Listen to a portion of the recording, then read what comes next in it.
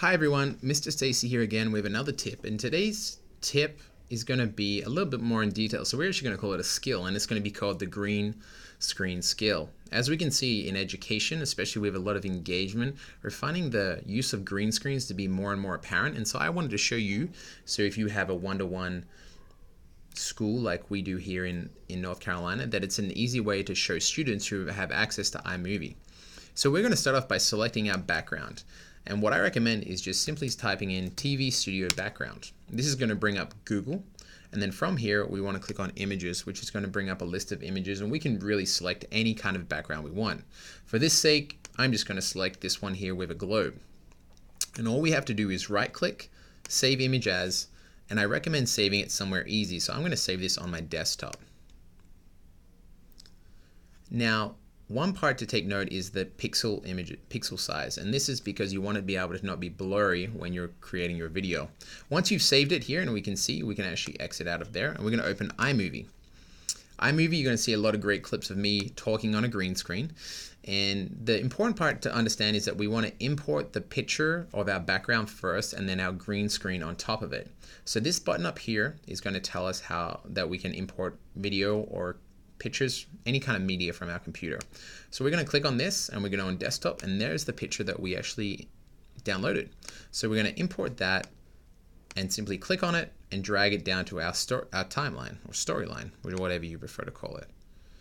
I'm just going to make that 25 seconds, and just for the easiness of you guys viewing, we're just going to make that shorter. Now we want to take the video part that we want to import, and we're going to have a few options here. We can go under as audio, we can actually have it in front of it, or we can actually go on top of it. Now, again, like I said, it's important to go on top. Now, when you click on it, there's going to be a few different options. So the first option I'm going to show you is here with the crop. And because I have the black outlines, I recommend crop. I do not recommend it all the Ken Burns, especially on a moving video, as it can look a little odd, but I'll show you how it does look just so you can make, an assumption for yourself. So for this sake, I'm going to go crop to fit and make sure I get my head nicely there. And then in addition, I'm going to click on our background, and here it has Ken Burns. I'm going to leave it there so you can see how it moves, and you can either like it or not. I technically like to go for a crop to fit method just so it all aligns up. But for this part, I'm actually going to go Ken Burns. Next, you'll see there's going to be an option here on the left hand side for these two boxes. If we click on our background, it disappears, and that's because we're trying to embed it on top of our background.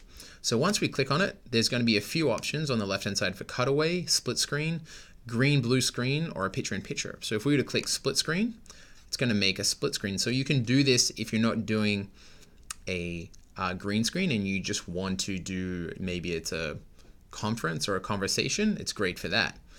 But for this sake, we're going to go green screen, blue screen. And now, look, there we are on the green screen.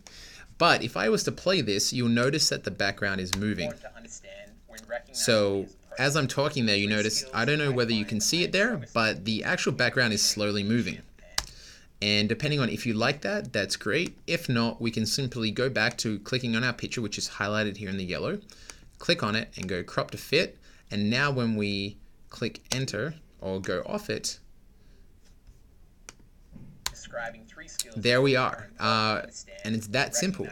So I'm going to put on mute there so you can't hear what I'm saying, so I can talk to you and you can understand it a little bit better. But it's that simple, and now we have me on top of a green screen, and it looks pretty fancy, right?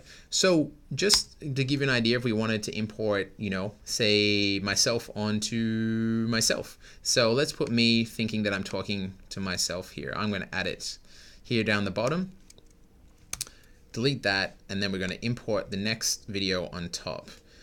See, here we have two videos of me, and if I was to click split screen, I can technically, here we go, have me talking to myself, which is kind of creepy, but still really interesting to see. So if you had two people having a conversation or a debate, the classic old Sports Center or news TV show that's having people come in from a correspondence, this is kind of a little skill that iMovie does. Now this is utilizing the new version of iMovie, and it's pretty easy to get around, but I just thought I'd show you this quick trick on how to import it. So just to go over it quickly. I'm going to delete everything.